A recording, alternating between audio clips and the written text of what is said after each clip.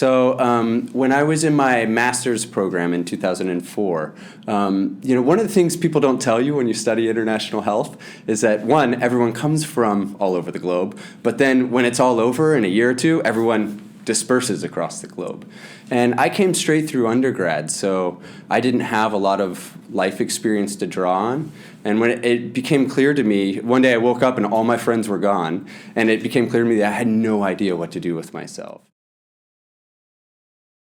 I'm Adam Kuhn. I'm an assistant scientist in the Health Systems program in the Department of International Health. I'm S. Wilson Beckham. I go by Will. My pronouns are he, him, and his, and I'm an assistant scientist in the Department of Health, Behavior, and Society. Hi, I'm John McGrady. I am a senior scientist in the Department of Biostatistics. I'm Sarah Murray. I'm an assistant professor at the Department of Mental Health within the Johns Hopkins Bloomberg School of Public Health. Yeah, I have struggled with mental health issues most of my life. I was diagnosed with anxiety and depression about 11 years ago while I was in grad school. I've suffered from anxiety and depression for, 20, 25 years. I've been diagnosed and gone through periods of treatment and non-treatment, etc.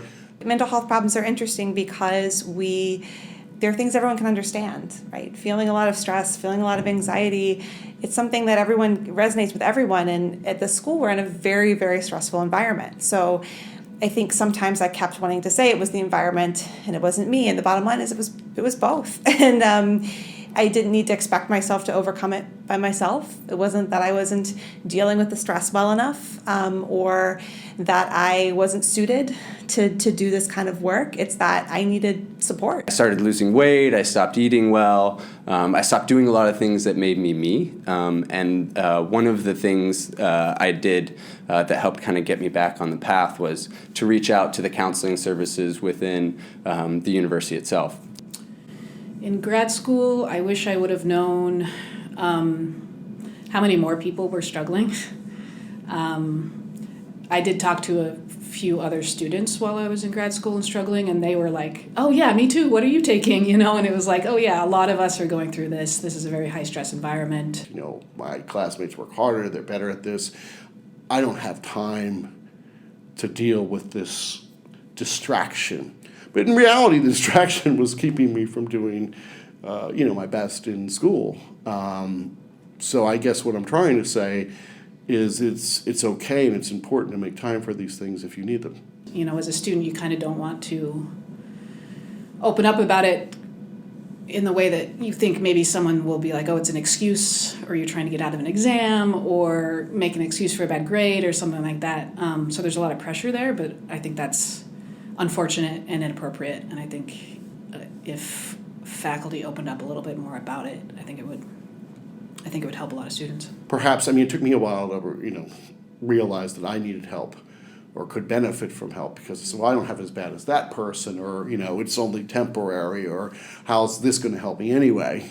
So actually admitting that maybe something could help was a good thing.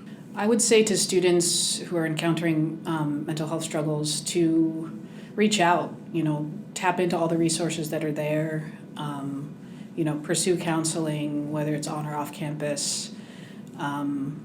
There's a lot of internet resources these days too that you can do. Reach out to other students, find at least one trusted faculty or staff that you can open up to. There's no shame at all. And certainly this is the entire field because people have been studying how to help people who have these issues. And if you need to talk to somebody, talk to your advisor. If you don't feel comfortable with that, talk to me. Come find me. I think I wish I'd also known what a process it would be, and that it would take time, and that sometimes you go to a therapist and it's not the right therapist, and sometimes you go to medicine and it's not the right medicine, or sometimes you try one thing and another thing and it's not right, or circumstances change. And I think knowing that it would be a process and take time would have been helpful. The only regret I have is in my PhD program towards the latter phase when I had 2 kids and I was working and finishing my PhD. I could have really saved myself and my wife a lot of tears from seeking some help at that time. But I do see, therapy and getting help mental health, protecting your mental health, like you go to a doctor for your physical needs. I see it as a lifelong pursuit and a lifelong kind of self-betterment strategy, is making sure that you're helpful by getting help. So it's been a process over time, and something that's evolved and changed as the needs in my life have changed. But overall, it's been an upward trend, which has been a fantastic process to go through.